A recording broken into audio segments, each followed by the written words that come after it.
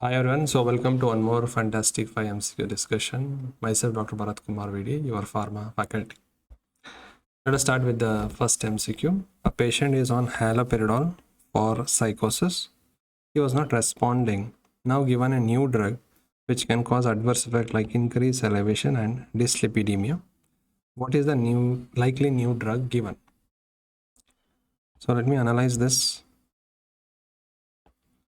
Here, patient is on haloperidol. Haloperidol is a typical antipsychotic. Typical means it blocks dopamine receptor. So patient is not responding and he was started on a new drug and that is increasing salivation and dyslipidemia. So the options are risperidone, ziprasidone, aripiprazole, clozapine. Now whenever patient is not happy with typical, we go for atypical antipsychotics because typical they cause extrapyramidal symptom, atypical they cause lesser problem. So all these four, risperidone, ziprasidone, aripiprazole, clozapine, all are atypical antipsychotics. Remember, all atypical antipsychotics they cause metabolic syndrome.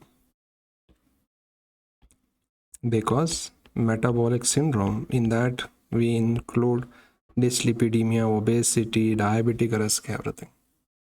So in that metabolic syndrome, the largest risk is seen with olanzapine and clozapine.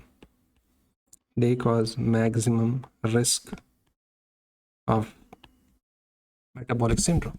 Coming to another two drugs, aripiprazole and a drug called ziprasidone, they cause minimum risk of metabolic syndrome. So keep that in your mind. Now let us read here. Risperidone problem is if you give it at high dose, being a atypical one, it can also block T2 at high dose and can lead to extrapyramidal symptom and it can increase prolactin level. Risperidone. Ziprasidone characteristic adverse effect they test in the exam is it causes QT prolongation. Aripiprazole, it is also a partial D2 agonist. So among the options, ziprasidone and aripiprazole are ruled out because they cause minimum problem of dyslipidemia. Then what is the answer for this? Answer for this is clozapine. Let us understand why it is clozapine. Coming to clozapine, clozapine belongs to atypical antipsychotic. Now it has another specialty, it has anti-suicidal property. And one more drug which has anti-suicidal property is our lithium. Now, why the drug is not given first line? What is the adverse effect? It can increase salivation, and the salivation is increased due to M4 agonism. And that increased salivation can cause wet pillow syndrome. The drug can cause agranulocytosis. It's not common, but it can be seen in 0.8% of patients. Then if you increase the dose, you can see seizures. Seizures are seen only with higher dose, not with normal dose. And then rarely it can cause myocarditis. And it can lead to dyslipidemia or metabolic syndrome. So from the question, two things are matching with this: increased elevation leading to wet pillow syndrome and dyslipidemia condition. So these are the adverse effects of clozapine frequently tested, and that is why it is a reserved drug. It's a reserved drug for resistant case of psychosis or schizophrenia. We use it because of so much of adverse effect. We use it for resistant cases, and also it has anti-suicidal property. One more drug is lithium. So coming back, the answer for this question will be clozapine. The answer is clozapine. Okay. Yes, let us move on to the second MCQ. A patient is on inhaled corticosteroids. So we know inhaled corticosteroids can be given through metered dose inhaler, dry powder inhaler, or by nebulization for bronchial asthma. He comes to clinic with oral thrush, that is candidiasis, which antifungal is used in the management of it. Now, whenever we give inhaled corticosteroid, it can deposit in the throat or pharynx or in the mouth and can lead to immunosuppression and fungal infection, that is oropharyngeal candidiasis. Now, how do we prevent it? Prevention is easy. Whenever they take the inhaler, the best thing they can do is either do mouthwash or they can just gargle the mouth. That is enough. But if that fungal infection happens, what is the treatment? Treatment is first you give clotrimazole, topical ointment or paint. If that is not working, even with that it is not coming down, then you can go for oral fluconazole treatment. So this is how we manage oral thrush due to inhaled corticosteroids. So terbinafine is ruled out, flucytosine ruled out, gracefulin is ruled out. The answer will be clotrimazole topical. So next time if that is not there in the option, then you can also use oral fluconazole for this. So let me show you. This is the oral thrush, and how do we prevent? By simple mouth gargling or mouthwash. Treatment is clotrimazole, and then if it is not working, give systemic fluconazole. Yes. Coming to the next MCQ. Which of the following is the mechanism of action of recombinant tissue plasminogen activator? Now, what is the role of plasminogen? Let me tell you here. Plasminogen, let me take some physiology. Plasminogen will become plasmin. And for that, we have naturally occurring tissue plasminogen activator. TPA stands for tissue plasminogen activator. What is the role of plasmin? Plasmin role is to cut clot. That means it cuts the fibrin and thereby it causes fibrinolytic action. Fibrinolytic action. The question is, when we have plasminogen available naturally, then why should I give a drug? Now this process will be slower. Suppose I make recombinant tissue plasminogen activator, I can make this process faster and cut the clots. And what are those available? So the name is altiplase. Then we had retiplase and tenecteplase. All these are enzymes. Now what is the difference here? If I give altiplase, I have to give infusion of this drug.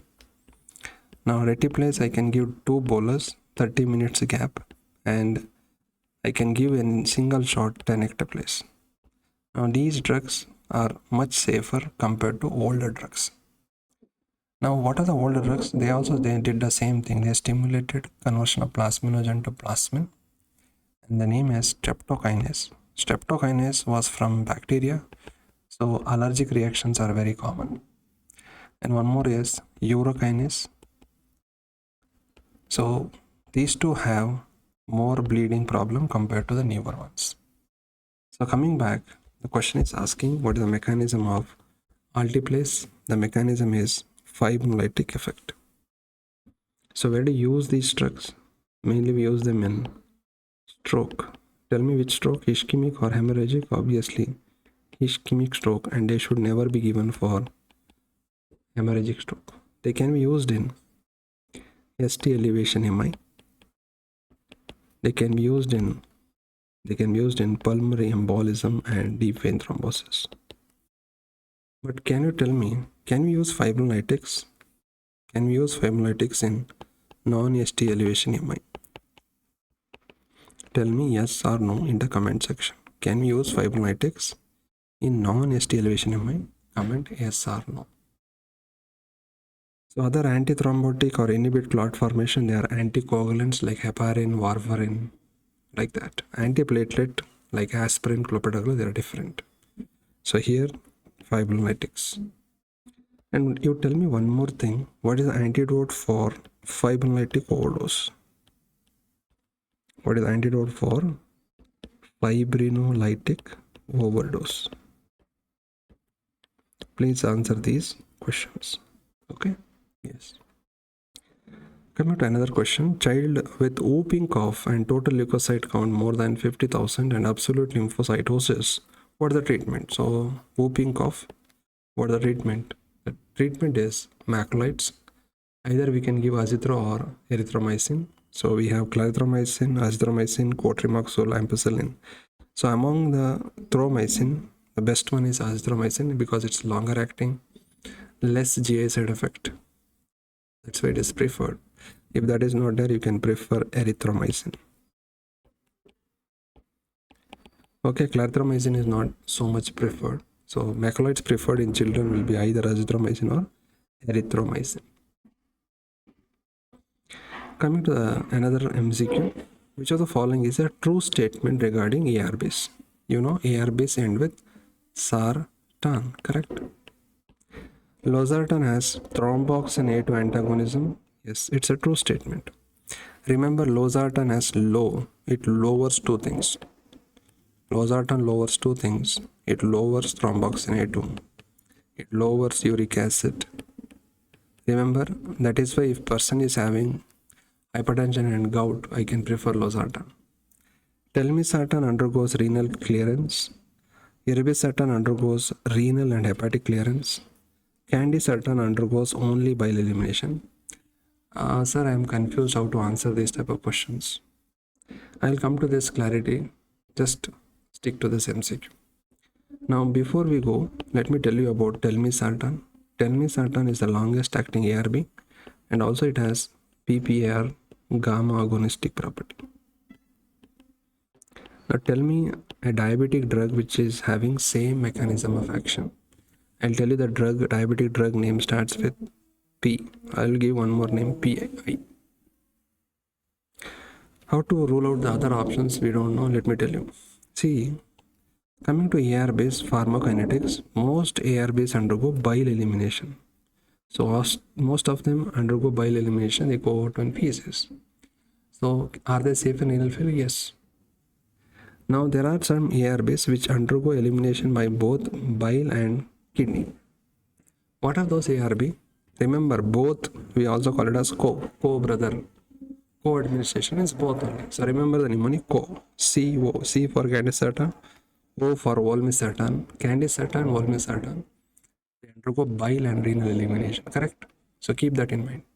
Most ARBs, bile elimination, both bile and renal is CO. So if you know this simple thing, then you can rule out. Telmisartan undergoes renal clearance. No, most of the ARBs undergo bile elimination. This is false. Irbesartan undergoes renal and hepatic clearance. No, because I told you only candesartan and olmesartan undergoes dual elimination. Candesartan undergoes only bile elimination. False. Candesartan undergoes both bile and renal elimination. Even though if you don't know other option, you can still find out true statement if you know only one statement, that is losartan decreases thromboxane A2 and it has antagonism of thromboxane A2. So you can come to the answer still. Okay. So with that, we are done with fantastic 5 MCQs. So if you like the content, like the video, subscribe to the channel and share to your friends. Thank you.